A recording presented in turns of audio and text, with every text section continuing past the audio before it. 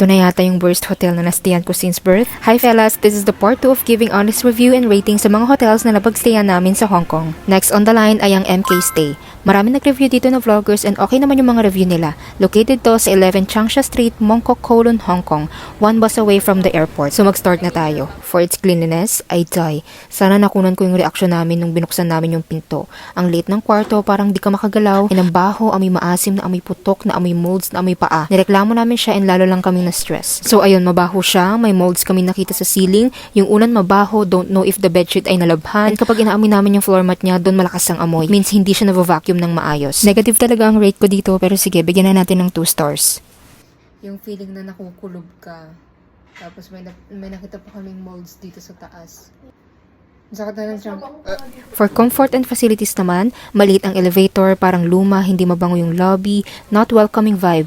Parang nakapambahay lang yung mga staff and crew nila. May free toothbrush and sleepers naman. Not sure if malinis yung tuwalya pero no choice, gagamitin natin yan. So dahil unpleasant ang amoy niya, hindi siya comfortable sa amin. It's good na may heater sa CR nila pero super liit talaga ng kwarto as in hindi ka makakagalaw ng maayos. Pero nakatulog naman kami dito in fairness, siguro dahil sobrang pagod na rin kami, no choice, matutulog ka talaga. So I'll give 2 stars for this. Sa location naman ay isang street lang ay MTR going to different tourist spots na. Ladies Market na walking distance lang, Sneaker Street na walking distance lang din. Kung gusto mong bumili sa GU, magkakatabi lang yun. Sakay ka lang sa MTR if you want to visit Hong Kong Cultural Center, Legoland, Star Ferry, Tsim Sha Tsui Clock Tower, and experience the city bus tour. Marami kang magagawa dito in fairness. Marami ding available na kainan malapit dito, walking distance lahat. So I'll give this hotel a 5 stars in terms of its location. Service quality naman ay not giving talaga.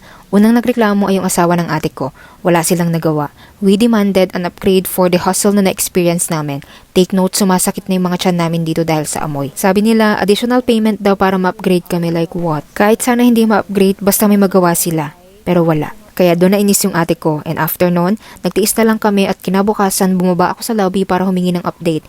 And sinabi ko na rin na we cannot detect the wifi. Ang sabi lang nila, itry namin yung wifi ng sa baba at taas namin. At hindi rin gumana man, napakabagal. Nakasimangot sila while I was addressing the issue of wifi in the room. So after that, sabi nila pwede na daw kami lumipat sa kabilang room. See, hindi nila kami ililipat pag di sila ulit binababa. Kaya I'll give 2 stars for their service. Same pa din na amoy molds yung bagong kwarto namin, pero this time, mas malawak na siya at mas maliwanag. Hindi rin pala namin masara yung window kasi parang may mga nahuhulog na buhangin. Kaya ito, nakabukas lang siya habang natutulog kami. Lastly ay ang value for money. With its price na 28,565 for 2 rooms, 2 persons each for 3 nights and 4 days. So each person ay 2,380 per night. Hindi nagkakala yung presyo sa Regala City Gates pero they are far different from each other. And take note, unang kita pa lang namin sa rooms, nag-book agad yung ate ko sa Marriott Hotel. Kasi hindi namin matitiis yung ganitong amoy. Ikaw ba matitiis mo? Alam nyo sa totoo lang, okay lang naman sa amin if ganun kaliit yung kwarto. Kung malinis, kung mabango, kung okay siya, walang molds kaming nakita, magtitiis kami doon. Pero hindi napakabaho talaga. Another gastos man ang pag-book ng ate ko sa Marriott Hotel, pero bilang isang metikuloso sa hotel, hindi mo matitiis yung ganitong experience. Kaya I'll give 2.5